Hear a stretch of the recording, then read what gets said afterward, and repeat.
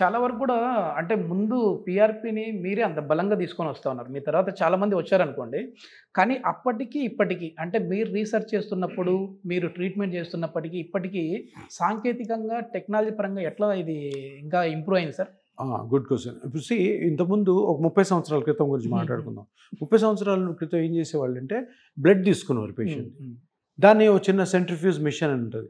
దాన్ని గరగరగర తిప్పి ఆ బ్లడ్లో ఆ ట్యూబ్లో పైన ఉంటుంది చూడు, అది ప్లాస్మా ఉంటుంది. ప్లాస్మా తీసి బ్లైండ్గా అంటే మోకాలు నొప్పిలో అది ఇట్లే ఆఫీస్లో కూర్చొని క్లినిక్లో ఇచ్చేవాళ్ళు. సో అప్పుడు ఫెయిల్యూర్స్ ఎక్కువ ఉండేది.